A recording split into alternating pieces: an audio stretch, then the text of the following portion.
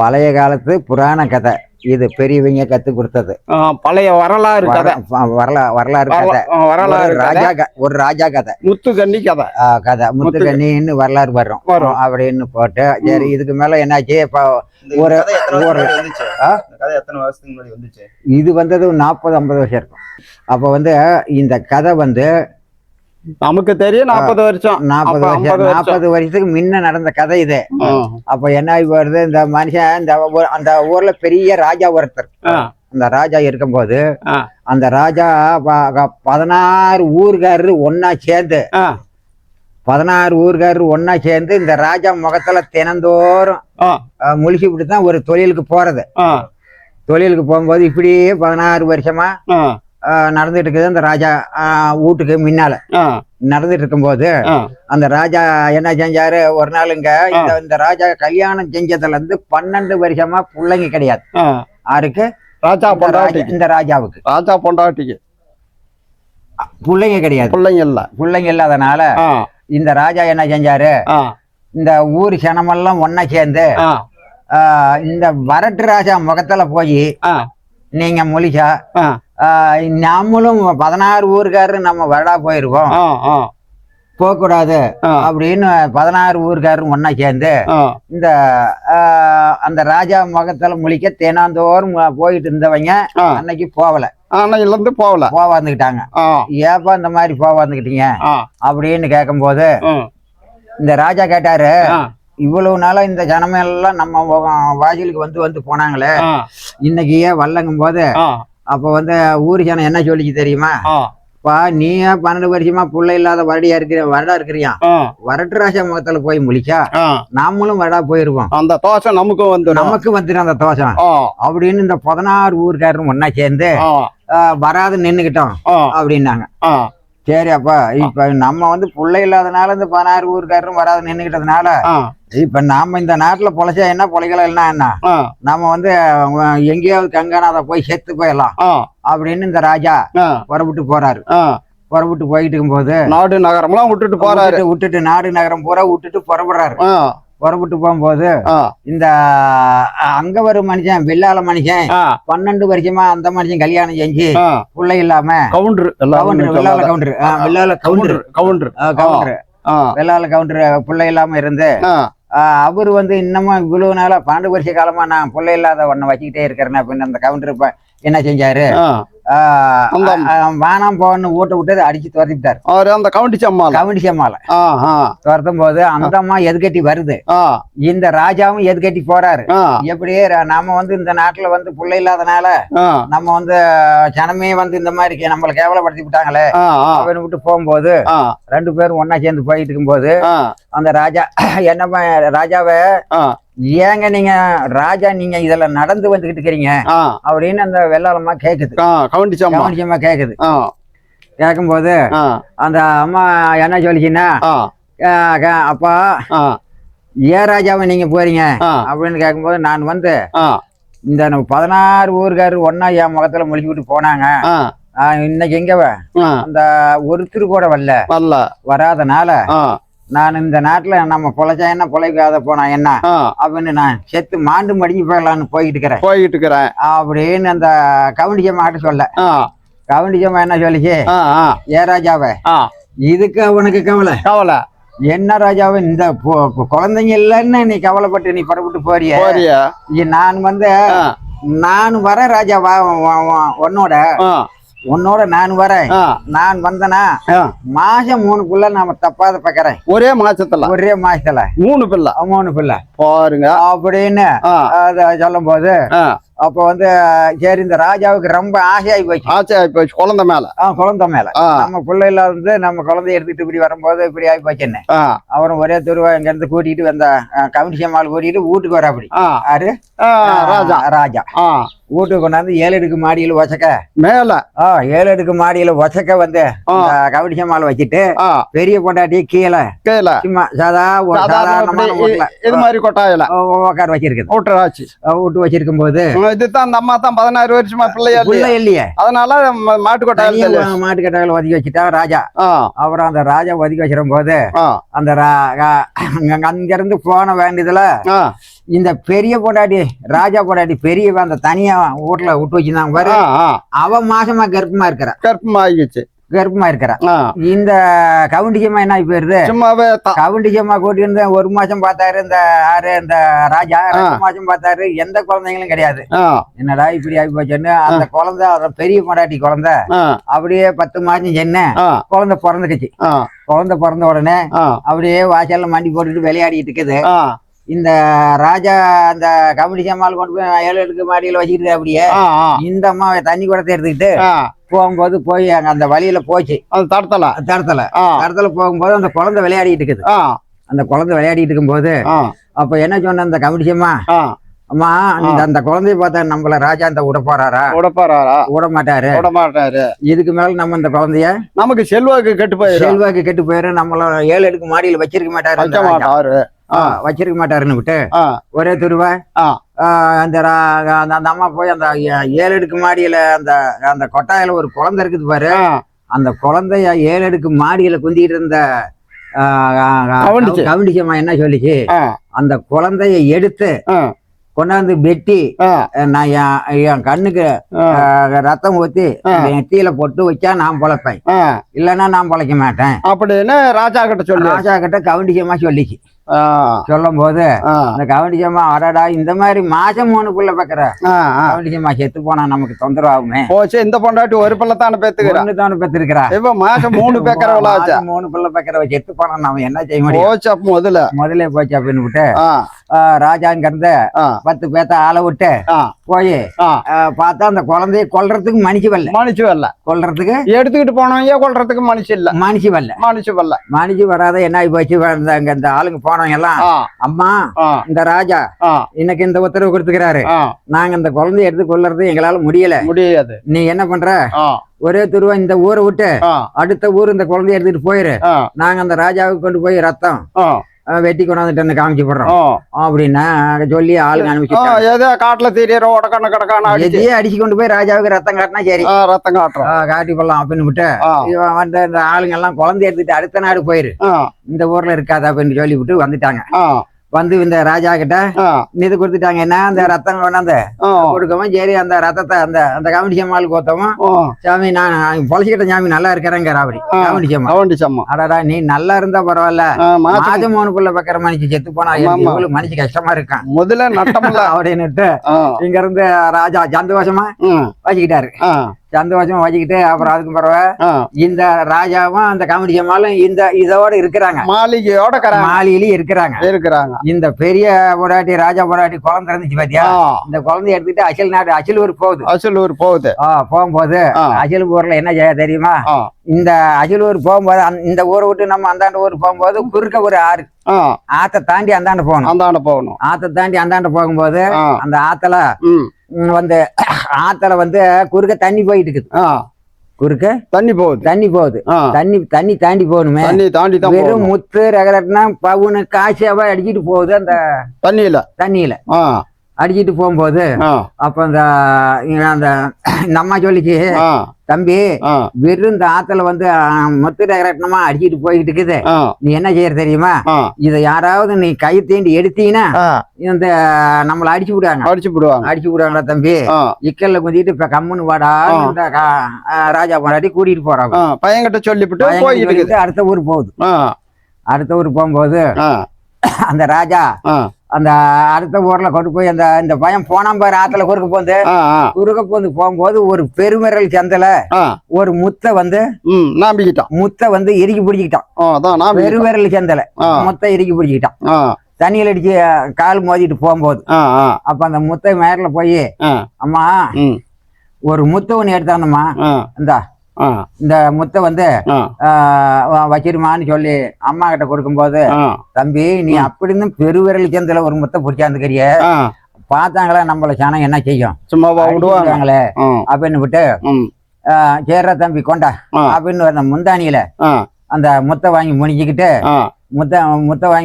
அந்த ஊருக்கு அந்த குழந்தைய கூட்டிட்டு போகுது இந்த ராஜா பொண்டாட்டி கொண்டு போய் ஒரு மாரியம்மன் கோயில்ல பையனை கொண்டு போய் குழந்தைய உட்கார வச்சுட்டு இங்க இருந்து அந்த ஊருக்குள்ள போகுது இந்த ராஜா பொண்டாட்டி போறா. அப்படி போய் அப்பா நாங்க அசல் ஊரு, இந்த ஊரை விட்டு நாங்க வந்துட்டோம், எங்களுக்கு எதுவுமே வழி இல்ல, சாப்பாட்டுக்கு அதுக்கு இந்த ஊர்ல யாராவது தான தர்மம் அன்னதானம் செய்யறவங்க இருக்கிறாங்களா ஏழை வேலைக்கு அப்படின்னு கேட்க, அப்ப வந்து என்ன சொன்னாங்க, அம்மா இந்த ஊர்ல இன்னும் ஒரு ராஜ விட்டாரு, செட்டியாட்டாரு, 2 விட்டாரு, இதுல வந்து தினம் வந்தா வந்து ஏழை வேலை யாராவது வந்தா தினம் ஒருபடி அரிசி அரைப்படி பருப்பு தர்மம் கொடுக்குறாங்க, அதை போய் வாங்கி சாப்பிடுமான்னு ஊரு கணக்கு சொல்லிச்சு. பையனை உட்கார வச்சுட்டு போய் அந்த ராஜா அம்மா கிட்ட ராஜா வீட்டுல கேட்டா, இந்த ராஜா முன்னாடி, அம்மா சரி நாங்க 2 பேரும் வாடி செட்டியாட்டா இருக்கிறாங்க, நானு ராஜா 2 பேரும் சேர்ந்து தினம் உனக்கு அரைப்படி அரிசி ஒருபடி அரிசி அரைப்படி பருப்பு கொடுக்குறோம், நீங்க வந்து அதை வாங்கி சாப்பிட்டுட்டு இருமா அப்படின்னு 2 விட்டாருன்னு சொல்லி விட்டாங்க. சொல்லி வரும்போது தினம் போறது ஒருபடி அரிசி வாங்கிட்டு போறது, அரைப்படிய சாப்பாடு பண்ணிக்கிறது, அரைப்படி அரிசி மிச்சம் பண்ணிக்கிறது, காப்படி பருப்பை குழம்பு வைக்கிறது, காப்படி மிச்சம் பண்ணிக்கிறது, கொஞ்சம் மீதி மிச்சம் பண்ணி அந்த மாரியா கோயிலே பையனை வச்சுக்கிட்டு வளர்த்திட்டு இருக்குது. இந்த ராஜா பொண்டாட்டி எடுத்துட்டு போனவன் வளர்த்திட்டு இருக்கும் போது அந்த சரி எல்லாம் சாப்பாட்டுக்கு இதெல்லாம் எதுவுமே குறவில்லை, என்ன வந்து பருப்பு இருக்குது அரிசி இருக்குது எல்லாம் சாப்பிட்டுட்டு இருக்கிறோம் நாம. சரி தம்பி, சாப்பாட்டுக்கு நமக்கு பஞ்சம் இல்லப்பா, நீ என்ன பண்ற பாரு, இந்த ஆத்தல இருந்து குறுக்க வந்தமே வரும்போது ஒரு முத்து எடுத்து நீ ஏட்டக்கான பெருவரல் சந்தல குடிச்சிட்டு வந்தமான்னு சொன்னிய, அந்த முத்த இருக்கிற தம்பி, இந்த முத்தை வந்து நம்ம வந்து அந்த ராஜா கிட்ட கொடுத்துடலாம், ராஜா மகளுக்கு ஒரு மூகுத்தி பண்ணி போட்டோம் அப்படின்னு அந்த 2 பேரையும் வாசனை பண்றாங்க. சரி தம்பி சரிம்மா குடுத்துருமான்னு சொல்லி போட்டான் பையன்.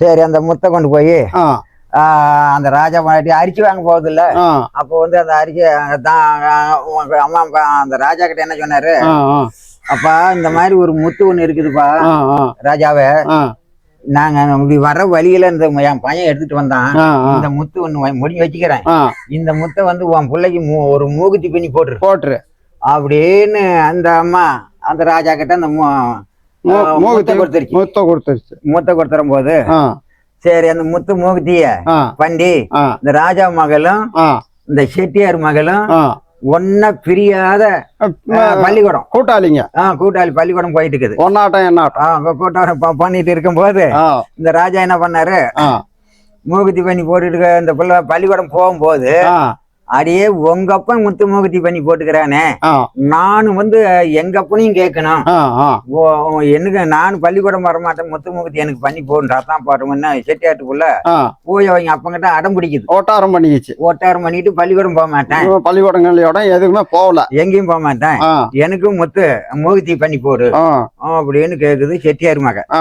சரி இந்த ராஜா என்னடா இப்படி செட்டியார் ராஜா கிட்ட கேட்டு பாக்கலாம், ஓம் பிள்ளைக்கு ஏது இந்த முத்து எங்க இருந்து கண்டுபிடிச்ச, நான் இந்த முத்து முகத்தி உன் பிள்ளைக்கு பண்ணி போறவன் தானே, என் பொண்ணு வந்து முத்து முகத்தி வேணும் அப்படின்னு என்கிட்ட கேக்குது, இப்ப வந்து நீ அந்த முத்து எனக்கு ஒரு முத்து தேவைப்படுது கொண்டாந்து கொடுக்கணும் அப்படின்னு செட்டியார்கிட்ட ராஜா கேக்குறான்.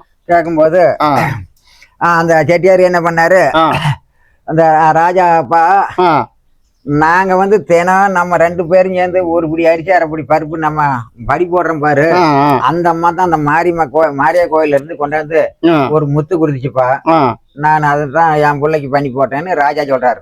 யாருக்கிட்ட, செட்டியார்கிட்ட. அப்ப வந்து எனக்கும் ஒரு முத்து கொண்டாந்து தர சொல்லுப்பா அப்படிங்கிறான் செட்டியார்.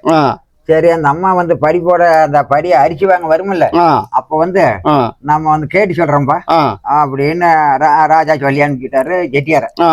சரி அங்க இருந்து அந்த அம்மா அரிசி வாங்க வந்துச்சு பாத்தியா, அரிசி வாங்க வரும்போது அப்பா அம்மா அன்னைக்கு ஒரு முத்து குடுத்தி என்கிட்ட, அந்த மாதிரி இன்னொரு முத்து கொடுக்க முடியுமா அப்படின்னு ராஜா கேக்குறாரு. இந்த ராஜா பொண்டாட்டிய கேட்கும்போது அதை என்ன சொல்லிச்சுன்னாப்பா, அன்னைக்குதான் நாங்க குறுக்க ஆத்துல பூந்து வந்தோம், தண்ணியில பூந்து முத்தை அடிச்சுட்டு போய் எங்க பையன் பெருவரல் சந்தல அந்த முத்தை இறுக்கி பிடிச்சிட்டு கொண்டாந்தான். நம்ம இப்ப வந்து முத்து கேக்குறோன்னா நம்ம எதை வச்சு நம்ம முத்து கொண்டாடுறது, என் பையனை போய் கேட்டுவிட்டு வந்து என்ன சொல்றோம்பா அப்படின்னு ராஜா கிட்ட சொன்ன அப்படி இந்த ராஜா பொண்டாட்டி. சரி அரிசி ஒரு பிடி கொடுத்தாங்க, படி வாங்கிட்டு போய் சாப்பிட்டு தம்பி அன்னைக்கு ஒரு முத்து நம்ம முந்தானி எழுந்து இந்த ராஜா கிட்ட கொடுத்தத முத்து முகத்தி பண்ணி போட்டாச்சான் அவங்க மகளுக்கு, ராஜா மகளுக்கு. ஆமா, ராஜா மகளுக்கு. இந்த செட்டியார் மக வந்து பள்ளிக்கூடம் போகும்போது 2 பேரும் ஒன்னா பிரியாத இருக்கும் போது இந்த முத்து மூகுத்தி ஒண்ணு பண்ணி போடணும்னு கேக்குற. அப்படி முத்து ஒண்ணு இன்னொரு முத்து கேக்குறாங்கப்பா அப்படின்னு சொல்றான் அந்த பையன்கிட்ட. இன்னொரு முத்து நான் கொண்டாந்து அந்த ராஜா கிட்ட கொடுக்கணும்னா உன்னை நான் தனியா நீ வந்து விட்டுட்டு போக முடியாது. மாரிய கோயில்ல தனியா இருக்கிற உன்னை விட்டுட்டு நான் தனியா போக முடியாது. நான் 2 வீட்டாரும் சேர்ந்து, ராஜா வீட்டாரும் செட்டியாட்டாரும் சேர்ந்து ஒரு வீடு கட்டி வைக்கிறாங்களாமா. வீட்டுல நான் உன்னை கொண்டு போய் அந்த வீட்டுல விட்டுட்டு நான் போய் முத்து எடுத்தாரேன் அப்படின்னு பையன் இந்த மாதிரி கேளுமாங்கிறான். ராஜாவும் செட்டியாருக்கிட்டையும் கேட்க சொல்றான். சரி போய் என்னப்பா உன் பையன் என்ன சொன்னாரு அப்படின்னு ராஜா கேக்குற அப்படின்னு இந்த அம்மாவை, இந்த ராஜா பொண்டாட்டிய கேட்கும்போது இந்த அம்மா, என் பையன் இந்த முத்து எடுக்கிறதுக்கு போறதுன்னா என்ன மாரியா கோயில்ல ஒண்டிய உட்கார வச்சுட்டு முத்து எடுக்க போக முடியாதான்.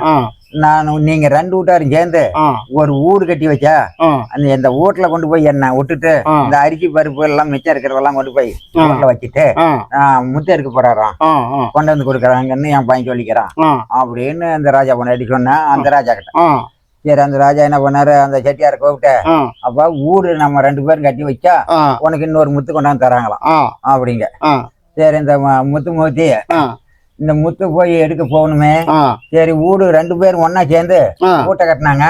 வர்ற தம்பி வீடு கட்டியாச்சு, இன்னும் எங்க அம்மாவை கொண்டாந்து இங்க விட்டுட்டு நீ போய் முத்து கொண்டாந்து கொடு அப்படின்னு ஆர்டர் ராஜாவும் செட்டியாரும் ஆர்டர் கொடுத்துருக்கும் போது சரி எல்லாம் பூரா சாமான் செட்டெல்லாம் படிக்காந்து விட்டுட்டு ராஜா கேட்ட, அம்மா நான் வந்து முத்து எடுத்து நீ வீட்டுல பத்திரமா இரு, நான் போய் முத்து எடுத்துட்டு வரேன் அப்படின்னு புறப்படுறான்.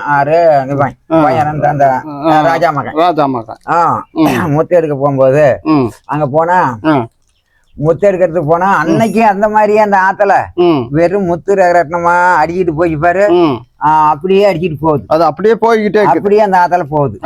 போகும்போது அந்த பையன் என்ன பண்ணா, இந்த முத்து எந்த திசையிலிருந்து வருது, இந்த தண்ணி எங்கிருந்து வருது, இது வர்ற இடத்த கண்டுபிடிக்கலாம், கண்டுபிடிச்சு விட்டு நம்ம முத்து எடுத்துட்டு போலாம் அப்படின்னு அந்த கரமேலியே பையன் போயிட்டு இருக்கிறான். கரமேலியே போனா கரமேல போய் பார்த்தா அங்க பெரிய ஆலாமரம் ஒண்ணு. அந்த பெரிய ஆலாமரத்துல அந்த ஆலமரம் பொந்து, அந்த பொந்துல வந்து அப்படியே பொதன்னு ரத்தம் முத்து ரகரட்னம் எல்லாம் அடிச்சிட்டு வருது. அந்த ஆலமரத்து பொந்தலந்து அந்த ஆலமரத்தை தாண்டி அந்தாண்ட பார்த்தா ஒரு முத்துக்கண்ணி ஒரு பொண்ணு. அந்த பொண்ணு அந்தாண்ட வெட்டி தலைவேறு முண்ட வரைய கிடக்குது. அதனோட ரத்தம் முத்துக்கண்ணி ரத்தம் தான் இந்த ஆலாமரத்து பொந்தல பூந்து வேருக்கு அடியில ஆறா போகுது. தண்ணியா போகுது ரத்தம் தண்ணி முத்து ரகரட்னம் எல்லாம் கலந்து போகுது. முத்துக்கண்ணி கிட்ட இருந்து தான் வருது. ஆமா, ஒன்னா போயிட்டு இருக்கும் போது அப்ப என்ன பண்ண பையன், இந்த முத்துக்கண்ணி அந்த மரத்தை விட்டு அந்தாண்ட எட்டி பார்த்தான்.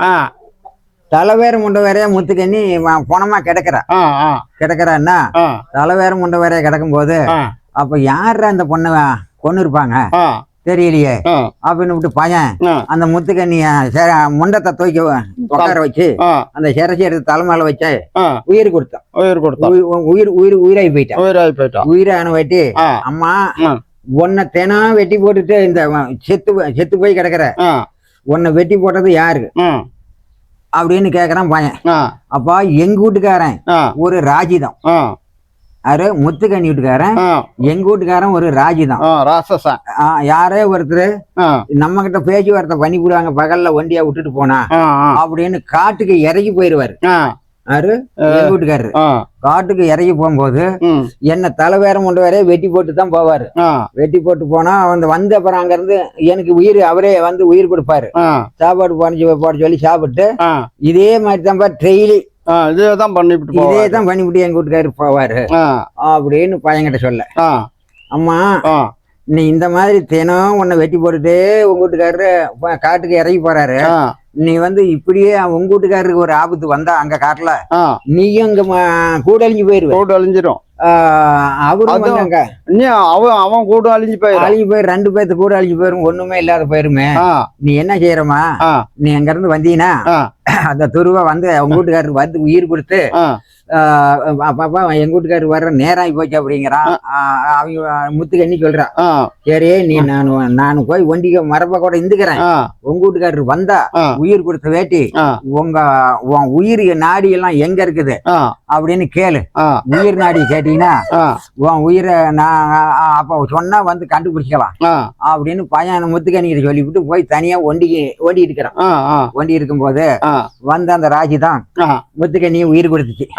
உயிர் கொடுத்து உட்கார வச்சு பேசிக்கிட்டு சாப்பாடு எல்லாம் வண்டி போட்டு சாப்பிட்டு முத்துக்கண்ணியை பேசிக்கிட்டு இருக்கும் போது அப்போ அந்த இது என்ன பண்ணிச்சு, அந்த முத்துக்கண்ணி அப்பவா ஏப்பா என்ன வந்து முத்துக்கண்ணி கேக்குற ஆற பிரச்சனை, சொந்த பிரச்சனை கேக்குறா என்னன்னு, என்ன தினம் வெட்டி போட்டுட்டே போறியே, வெட்டி போட்டுட்டு போனா நீயும் உனக்கு ஒரு ஆபத்து வந்தா நீயும் கூட அழிஞ்சு போயிருவேன், நானும் கூட அழிஞ்சு போயிருவேனே, உன் உயிர் நாடி எங்க இருக்குது அப்படின்னு சொல்லப்பா அப்படின்னு கேட்டா. ஆறு முத்துக்கண்ணி கேக்குற ராஜிதத்தை கேட்கும் போது அந்த ராஜிதம் சொல்லுது, நான் 7 திருப்பாக்கடலுக்கு போனாலும் என் உயிரை கொல்றதுக்கு யாராலையும் கொல்ல முடியாது அப்படின்னு அந்த ராஜ்யதான் முத்துக்கண்ணிட்டு சொல்லும் போது முத்துக்கண்ணி, ஏங்க நீ எப்படியே சொன்னாலும் நீ அவ்வளவு தூரம் சொல்லிட்டு இருந்தா மட்டும் உன் உயிர் எங்கதான் இருக்குதுன்னு சொல்ல, உனக்குன்னு ஒரு எதிரி இல்லாத ஒண்ணு கொள்ளாதே விடுவான், உன் உயிர் நாடி எங்க இருக்குது அப்படின்னு கேட்கும் போது, ஒரு பெண்ணே